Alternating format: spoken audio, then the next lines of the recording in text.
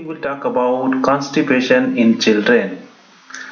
It seems or it looks very easy or very simple term constipation, and everyone knows how to manage the constipation.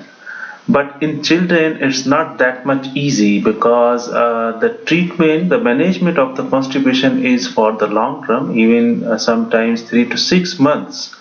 So it is not that much easy to treat the child with chronic constipation.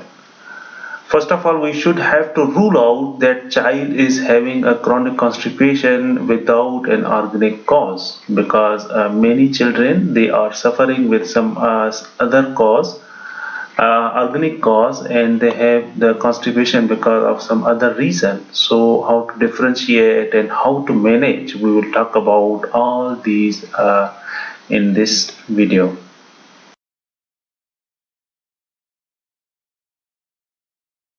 How to recognize a child who is having a constipation? There are multiple terminology when you will see the constipation and fecal swelling and copresses, fecal incontinence, and fecal infection.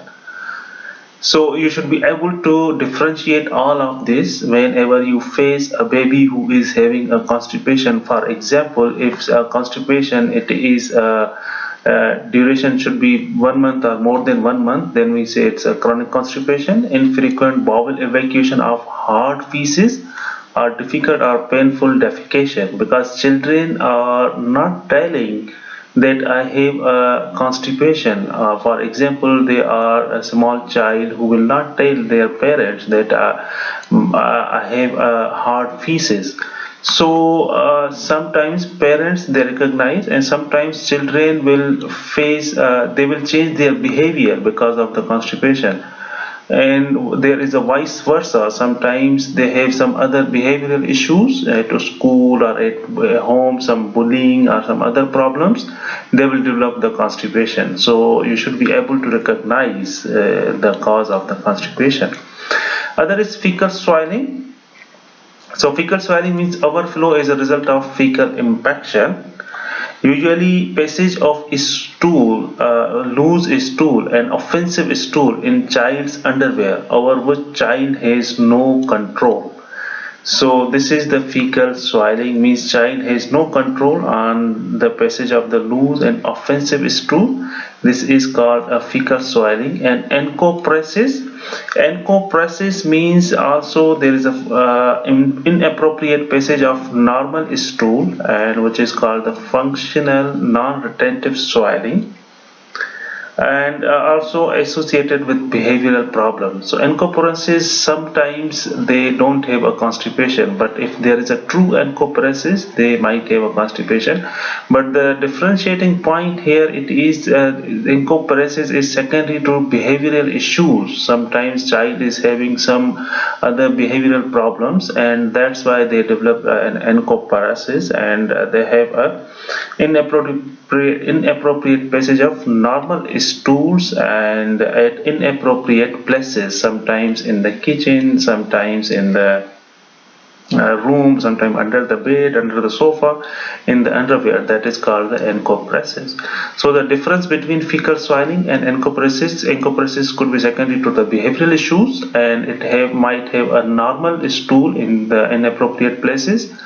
And in the fecal swelling, they are secondary to the constipation. They have the passage of stool and offensive stools in child's underwear, and child has no control on it. The third is fecal incontinence, which is swelling in the presence of anatomical or organic lesion. So you have to examine the child thoroughly. Fecal impaction, this is very important to know the fecal impaction, because it will help you in the treatment. If there is a fecal impaction is there, whatsoever you will give, till that you will not disinfect, it will not helpful for the child. The constipation remains there.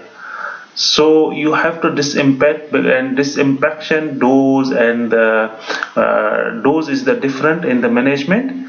So you should be able to diagnose this child is having impacted stool or not. So how to diagnose? It is a hard fecal mass in lower abdomen, and in which there could it might cause the dilated rectum, and also they have the excessive stool in the colon. So sometimes it might be diagnosed by the radiological findings, by the X-ray abdomen. But usually you will find there is a hard fecal mass in the lower abdomen. So abdominal examination is important in all children who is having a constipation. Points in history. What are the key points in the history and physical examination? Frequency, volume and type of stool, you all must know about this, and overflow and straining on opening bowel, holding behavior, crossing legs, back arcing or tiptoeing. Nowadays all parents knows about holding behavior because of the screens, mobile phones and other screens, because children are very busy to see the movies or to see some favorite cartoons, or they are having or they play a game. So definitely they won't go to the toilet at the time, so they are trying to hold their sometimes pee and poo. So that's why they are having this behavior: cross legs, back arcing and tiptoeing. Time of passing meconium after birth. So this is very vital to know, or very important to know the time of passing meconium after birth. What is meconium? Means first passage of stool after birth. So this, sometimes in the exam you will face a question that a child who is having a constipation, and what would you will ask to rule out some organic cause, or to rule out some like Hirschsprung's disease and other causes. So you they will give you the options like at which age he has passed or she has passed the meconium. So this is very important, we will discuss later. And bleeding per rectum, definitely parents will tell you that my child is bleeding. Any trigger factor, sometimes behavioral factors, dietary factors or other trigger factors. Weight and height, because if the constipation is affecting weight and height, we should rule out the organic cause. It could be something serious. Abdominal distension and fecal loading in the history and examination, or its lower limb neuromuscular examination. Spinal examination, inspection of perianal area for appearance, position and infection. So why lower limb neuromuscular examination and spinal examination is important? Spinal examination, by visual you will see the spine for the spina bifida. It can cause a constipation as well. The lower limb neuromuscular examination, it could be some spinal lesion, and because of this they have some motor some problem in the lower limb examination. When you examine the lower, you will find the problem in the power or the tone. So that you should understand it could be some neurological cause, and it needs an MRI spine as well to rule out the lesion in the spine. So this is not the very, and you will say it is a organic or non-organic constipation. No, you should have to examine the child well, and then you can say this child is having a constipation which is not organic constipation, so that you can treat the as a chronic constipation, which is most common. 95% children having constipation without an organic cause. So what are the red flags? Early onset constipation, first few weeks of life. This is the red flag. Failure to thrive or growth failure. This is also the red flag. Neuropathic bowel, red flag. Hirschsprung's disease, also the red flag. Anterior displaced anus, definitely you will visualize the examination. During examination, you visualize the anus. You will find there is an anteriorly displaced anus. And delayed cow's milk protein allergy in first 3 years of life. So if there is a cow's milk protein, then hydrolyzed milk you will use. So what is a Hirschsprung's disease, and why I make it in the red? Because this is examiner's favorite point. You should know about Hirschsprung's disease. So what is the pathology of Hirschsprung's disease? It is a congenital absence of ganglionic cells in the submucosal and myenteric plexus, which affected the segment of bowel And also in that part of the bowel, that segment of the bowel would be the constant state of spasm and unable to relax. So this is the reason those babies are developing constipation, and in these babies you might have abdominal distension and delayed passage of a meconium. So you will ask the parents at what age they have passed meconium. They will tell you after 3 days or after fourth day. And why it is important to rule out, because those patients with Hirschsprung's disease, sometimes they present with chronic constipation and doctors are treating them as a chronic constipation, but won't be effective. And the treatment of this Hirschsprung's disease is the surgery. They will remove that part which is affected, ganglionic part of the colon. They will remove it. Then child will develop. He will be fine. Otherwise, whatsoever you will give, it will not be effective. And the diagnosis point, sometimes examiner will ask you, oh, how to diagnose a Hirschsprung's disease. Definitely you will find some radiological x-rays or MRIs, or sometimes also the contrast studies, but it will help you to diagnose, but these are not diagnostic tests. The diagnostic test of Hirschsprung's disease is a suction rectal biopsy. So this is the diagnostic test for the Hirschsprung's disease.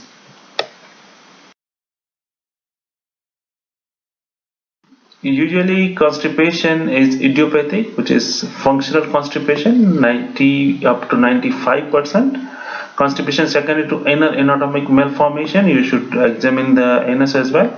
Neurogenic constipation, spinal cord examination, lower limb examination. Constipation secondary to endocrine and metabolic disorders, you will look for the sign and symptoms and growth of the child. Definitely you will find these secondary to endocrine metabolic disorders, sometimes hypothyroidism and sometimes celiac disease, sometimes cystic fibrosis. So these are the things we should rule out in a baby who is having a constipation. And there are some drugs, but usually it is very rare in children, which is common in adults. Important and part of the constipation is the management, how to manage a baby who is having a chronic constipation. Because as I told you that constipation, the treatment is long term, so usually there is a non-compliance. So that's why we have a non-medical and medical management. So non-medical management itself has importance, like educate the child, and if child is old enough, and educate the parents as well, that the cause of constipation, and also educate them that it needs a long-term treatment, so they should have to comply on the treatment. Diet and lifestyle, this is also helpful. If you have a dietitian, refer to the dietitian and the lifestyle changes. Behavioral management, sometimes at school, sometimes at home, if child is having a swelling, he is having a passage of stool in the underwears, and it is very smelly and it is very foul smelling, then they have a bullying at home, sometimes siblings, sometimes parents, and sometimes at school. So you should have to address this issue and tell their parents this is something which is not in child's control, so that you should have to behave them like in a good manner. And supporting the child and the family, how to support the child and a family. Supporting, like give them and a follow-up, like tell them that this is the constipation, that will take a long term, and give them telephone numbers. If there is anything, they can discuss with you, and also discuss the timing and dosages of the treatment, and also give them some support, and the child if it is old, and the family.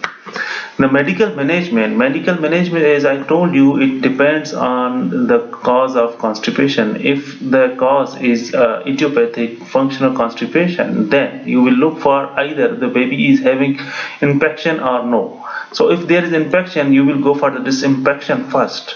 So this is very important. You will examine the abdomen if there is a palpable mass, and then you will go for the disinfection first. How to disinfect? Because disinfection is first line management, second line.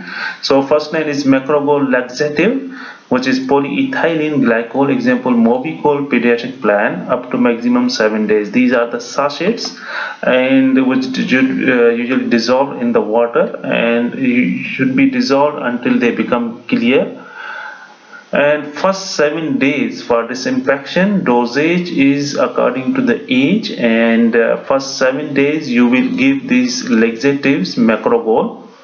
This is the first line management of the disinfection, and then you will go for, if it is no improvement, the other options we have is use stimulant laxative like Cena or sodium picosulfate, Picolex, if there is no result of macrogol. Some doctors directly they will go for the Picolex, but the thing is education is very important, and support the family, because this needs, as I told you, 3 to 6 months of the treatment. But first 7 days you will give them the follow-up, and if there is disinfected already, then you will go for the maintenance therapy and review within 1 week, and then the maintenance therapy. So maintenance therapy, half of the dose of the disinfection.